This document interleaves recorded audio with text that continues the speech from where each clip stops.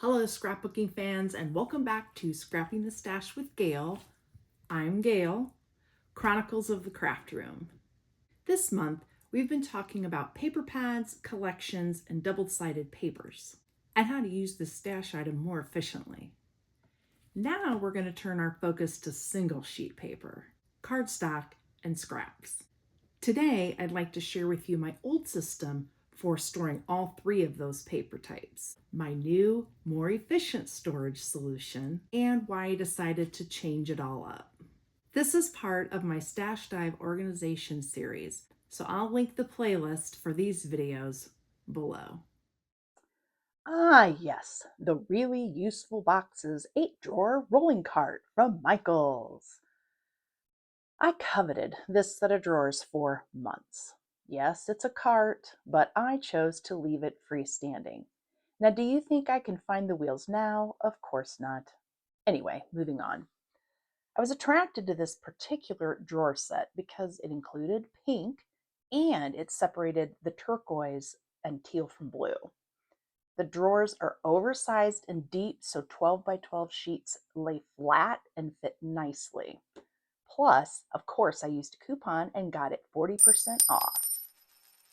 I am able to store all my pattern paper and my cardstock supplies in this drawer system. Now, I organized my cardstock within the color drawer from lightest to darkest. So, pale pink all the way to hot pink, peach all the way to coral and rust, and so on. Then within each drawer, I had my pattern paper divided into categories like plaid, polka dot or spots, floral, ornate, watercolor, geometric, script, solid. Now I leave the solid in with the cardstock. Stripes, frames, borders, etc. I used plastic zip bags to divide these categories in each color drawer. Now, this system should have been called Stack and Pray because I prayed I'd find what I was looking for. When I looked for paper, I knew I was missing out because I restricted myself to a certain color when looking for paper options. Also, I found it difficult to assign a multicolored paper to a specific colored drawer, thus taking us right back to missing out on selections, and I wasted a lot of time making those decisions. Because these are drawers, I had my 8.5 by 11 cardstock layer on top of my 12 by 12 cardstock, on top of my pattern paper, inside zipper sealed category bags. If that sounds like Alcatraz, oh, it was. Also, this sorting style didn't match my scrapbooking process. I start by creating a mood and feel for the page, sort of a storyscape, and that requires categorized papers that are not necessarily a particular color. Lastly, I've stopped sorting my paper pads and instead tear them apart, which makes for a much larger single sheet paper stash. So this storage was no longer a good solution for me. Now, as you can see, I am going to leave my cardstock stored in these drawers because I want to continue to organize this stash in this way. I bet you're wondering about scraps. Yes, I have them, don't we all? I've kept my scraps in these file boxes since I started scrapbooking in 2003. They came as a set at Walmart, and I do see similar items like this all the time. I keep larger size scraps, both patterned paper and cardstock, in the larger one, and smaller of the same types of paper in the small one. Papers are sorted into rainbow color. Now, this system has always been extremely hard to use because in order to see what you have, you take every piece out of the section, and the cardstock and paper are mixed.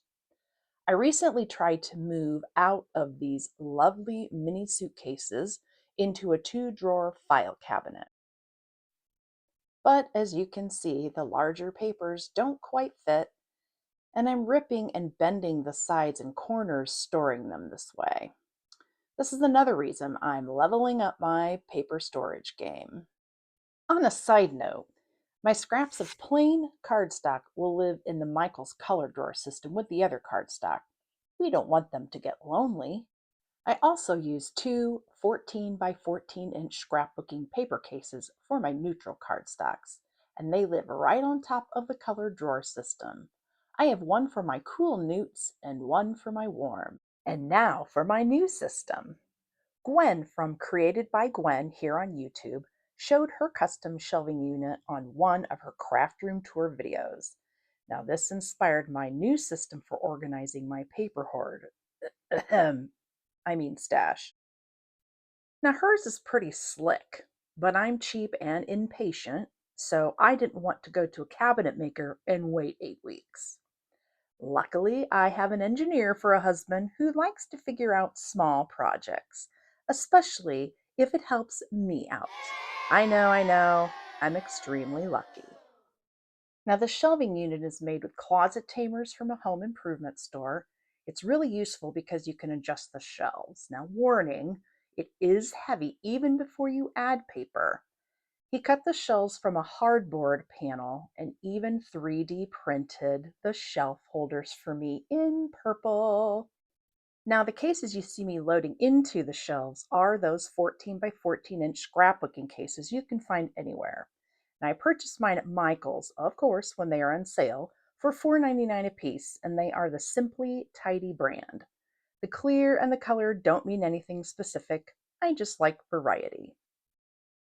So the biggest change to my system is that instead of storing categories in a color system, I now have colors in a category system. Let's pull one of these out so I can show you what I mean. This is my geometric polka dot category case, but all my cases are organized this way.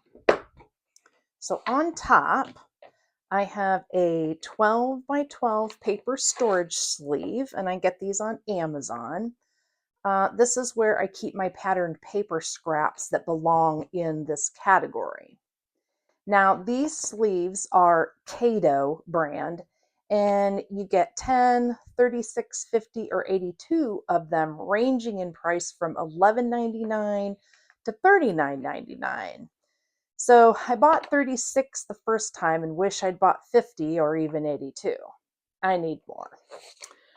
Then comes my white, gray, silver, and black, followed by, you can see the colors here, or non-colors, the neutrals, and follow that up by my ivory, taupe, gold, and brown. Then I move on to multicolor. I have a lot of multicolor geometric. That's a lot.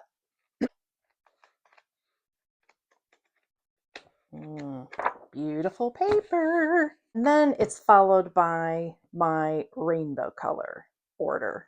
And you'll see a quick flip through. You can kind of see there's pink, then red, orange, yellow, green, down to my turquoise and purple. I am already experiencing faster planning sessions for my layout, which was the ultimate reason for changing it up. Let me show you. So let's start with one of these gorgeous fall patterned paper pads I bought from Michael's on Monday. I've been seriously excited to build page kits with these.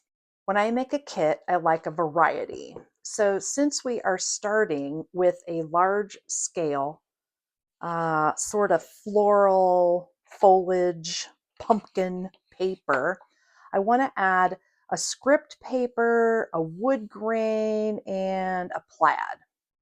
Now I'm not going to use the other papers from the paper pad, just so you can see how easy this is. And I'm back.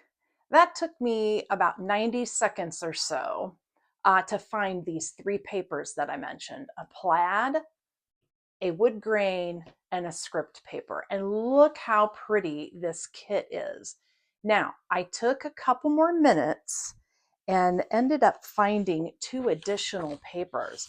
Look at this gorgeous stripe. Is that not gorgeous to go with this paper? So here's another option. Then I found this multicolor stripe as well. And it's just the exact same colors as this piece of paper. Now I have a Great kit to start making a layout with for fall, just based on that one paper. And it took me approximately 2 minutes to find these papers because my new organizational system. So, how do you store your paper stash? Are you a rainbow order fan, a theme sorter, a designer guru, or a stacker like my old ways? I want you to add your comments below. So, again, the biggest change to my paper stash is that instead of organizing using a color system, I now have a category system that uses my rainbow color order to minimize my time selecting papers and maximize my scrapbooking time. I am extremely interested in organizing my embellishments and stickers in the same way, so that will be coming up in the future. And I hope you found this video helpful. Please like and subscribe. And as always, thanks for scrapping the stash with me, and bye-bye.